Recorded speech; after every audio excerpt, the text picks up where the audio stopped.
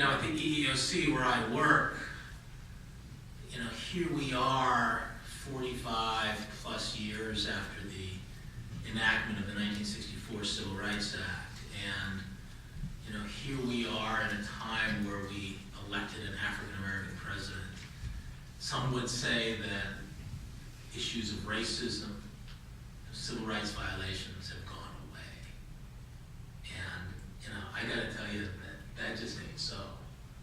From where I sit in Washington, day in, day out around the country, we get complaints of people who have been subject to not just subtle forms of discrimination, not discrimination that might be complicated and sophisticated, but the blatant types.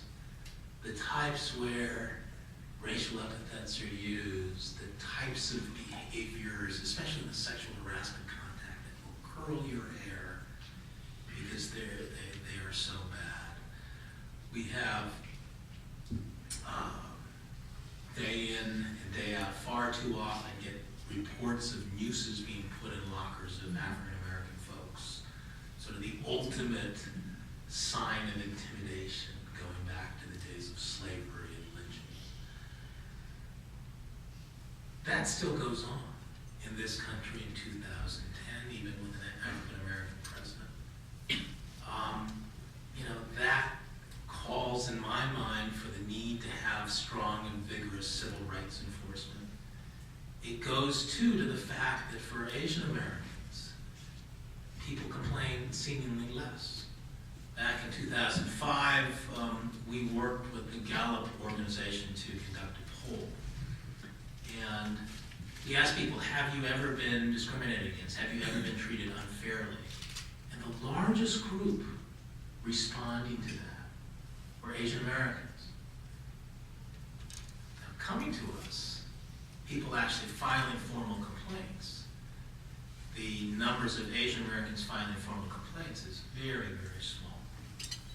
And, I understand why that's small. There's cultural reasons. There's reasons of, is it worth it? There's, for many folks from the Asian American community, culturally, you aren't going to go to the government to actually complain, or you're not going to complain at all. But yet, the view was, when we did this survey, and I'm not really sure if surveys are an accurate measure of this, but it certainly gives you a feel. But there was certainly a feeling that discrimination and unfairness and not being treated fairly continues at a very, very high level. So that's certainly a reason, I think, that we need to keep up the work that JACL does, of keeping organizations that will keep this as a key part of their mission. But I want to pitch another piece as well. When I went to Japan earlier this year, I was struck, and for many of you that have been to Japan and spent time there, and living here as well, I was struck at the level of sort of disconnect between our Japanese friends and those of us who grew up here in this country. And one of the reasons for us going to Japan was really to sort of reestablish connections, to try to help in the Japanese and American relationship. And certainly there are other models out there. The Chinese American community has the Committee of 100. The Jewish American community has various organizations that push for closer ties of Americans and Jews in Israel.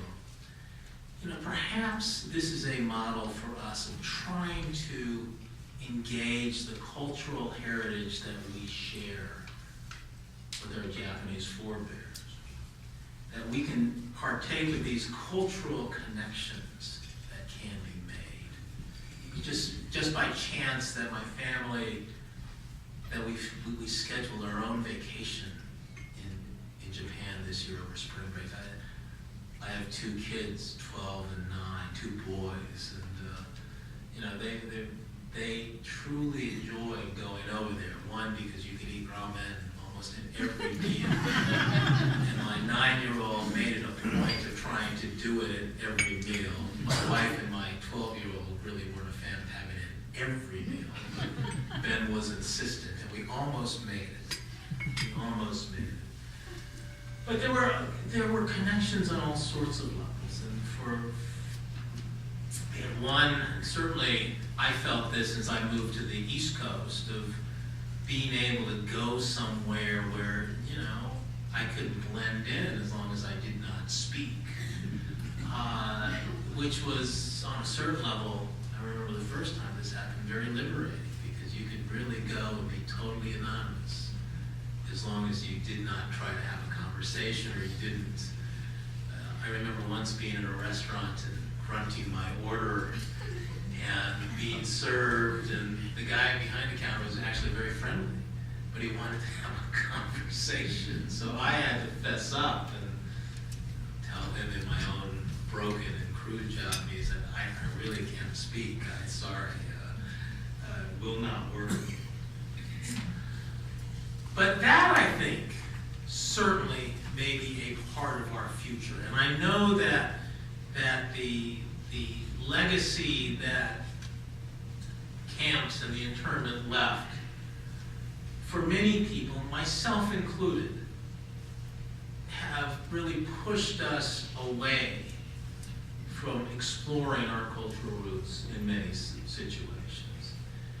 Yet, from my travels in Asia, I think that's where the future lies. If you look at the growth of China, India, you look at the gross number of people in those countries and in that part of the world, that I think is where the future lies on so many levels.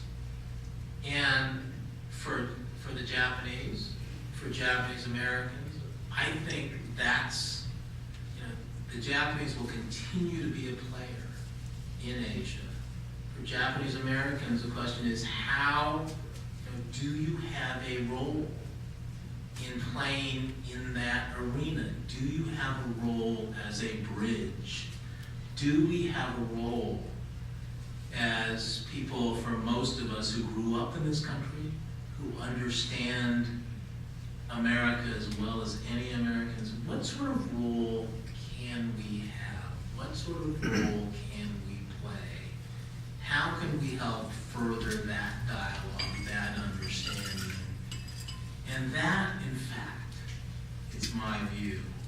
That's where the future lies. That it's time for many of us, and I certainly have friends back in California who I grew up with, including folks like my sister, who've never been to Japan, who have limited interest in going, limited interest in playing that bridge. And I think for part of it, it's time to say, it's time to move on. It's time to move beyond the legacy and the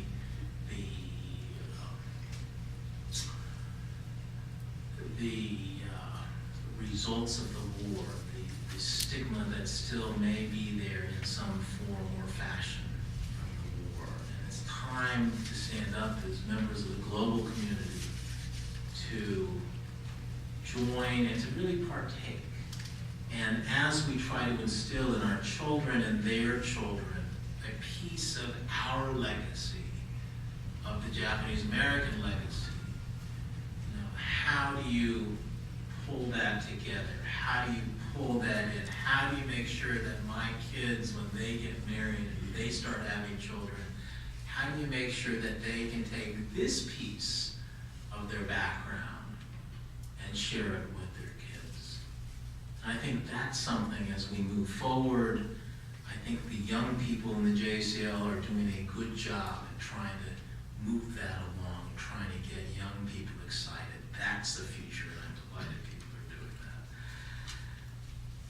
that. One of the dangers of talking after dinner and knowing that there's a video presentation coming up next is say enough and get out of the way. So that's what I'm going to do. I have a piece of chocolate cake staring me in the face here. But it's been a delight to be here tonight. I'm honored to have been able to join you. Appreciate the opportunity to come keep up the fine work you're doing here in the Twin Cities. It really makes a huge difference. And with the scholarship program that I heard about, the other programs of the chapter, I think that makes a difference in moving the legacy forward. Thanks very much.